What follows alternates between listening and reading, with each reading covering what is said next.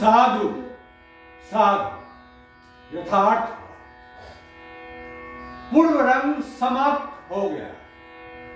अब जो कुछ सीखे उसका अभ्यास करें। देखिए, ये नवीन प्रस्तुति है, इसमें तनिक भी चूक नहीं होनी चाहिए। प्रणाम स्वीकार करें मुनिवर। सदा स्नेह बने रहे। कहिए ऋषिगण, किस प्रयोजन हेतु आपको यहाँ आना हुआ? हे मुनिवर, जब से आपने नाट्य शास्त्र की रचना की है, तब से हमारे हृदय में कई प्रकार के प्रश्न उठ रहे हैं। सत्य। हम उसी के उत्तर के लिए आपके पास आए हैं। सत्य। संकोच ना करें, कहिए। मुनिवर, ये नाट्य शास्त्र का उत्पत्ति कैसे हुई और इसका उद्देश्य भी क्या है? बहुत अच्छा प्रश्न पूछ रहे हैं आप। बल्कि मैं तो कहता हूं, यह सिर्फ नाटक नहीं। देखिए, जीवन का समझने का, सार को समझने का नाटक एक माध्यम है। जब त्रेता युग में मनुष्य काम और लोभ ने वशीभूत होकर अधर्म और संघर्ष की ओर बढ़ने लगा, तब इंद्र ने ब्रह्मा जी के एक प्रार्थना की। सत्य। कि कोई ऐसा माध्यम हो जिसमें देखना और सुनना एक साथ हो। सत्य। जिसमें मनुष्य धर्म, अर्थ और मोक्ष के मार्ग पर लौट सके। लेकिन मुनिवर, वेद तो ज्ञान के भंडार है। उनमें तो जगत का रहस्य छिपा है। वेद तो अपने ही आप में पर्याप्त थे, फिर ये नया वेद क्यों? इसीलिए कि वो समस्त जनों के लिए सुलभ हो। सामान्य जन के लिए शिक्षा के माध्यम से धर्म के मार्ग से ले जाया जा सके। इसी मंगल उद्देश्य के लिए ब्रह्मा जी ने चारों वेद के तत्वों को लेकर मिलाकर नाट्यवेद का रचना की है। साधु साधु। चार वेदों के तत्व वे क्या है गुरुदेव? नाटक में ये जो पाठ सुन रहे हैं, इसे ऋग्वेद से लिया गया है। इस सुंदर गान का आधार है सामवेद। यजुर्वेद से अभिनय, अथर्ववेद से रस लिया गया है। चारों वेदों के अंग को जोड़कर नाट्य शास्त्र की उत्पत्ति की है। साधु साधु।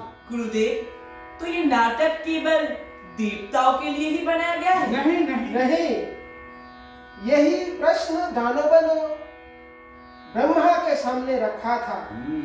तब ब्रह्मा जी ने उत्तर दिया था कि नाट्य शास्त्र सबके लिए है। देवताओं, दानवों, मनुष्य का समस्त शुभ अशुभ कर्म को दिखाया जाता है इस नाटक में। नाटक तो दुख से, थकावट से तथा शोक से पीड़ित लोगों को आराम दिलाने वाला होता है। इसमें सारे रस, शास्त्र, भाव, कला और कर्म का समावेश होता है। ऐसा कोई ज्ञान नहीं, ऐसा कोई कार्य नहीं जो नाट्य में नहीं है। साधु। अद्भुत।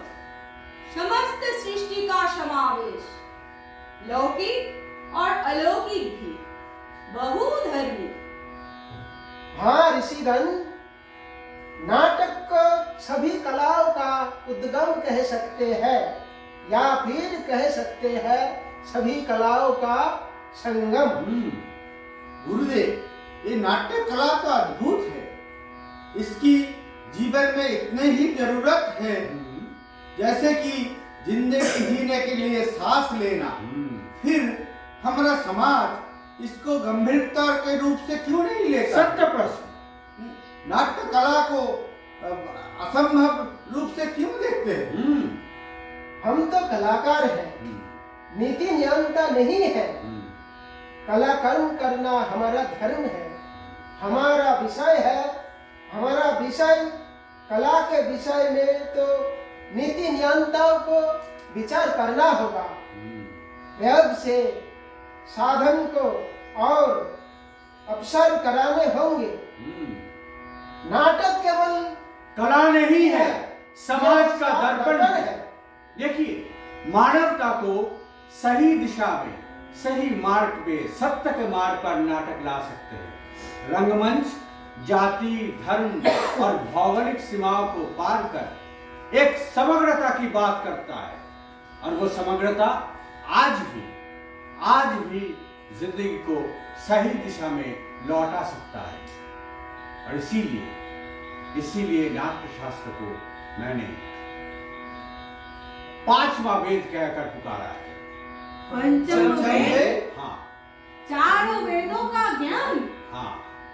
ऋषिगण, मेरे रंगकर्मी पुत्रों, आपके स्वागत के लिए अपनी प्रस्तुति तैयार कर रखे हैं।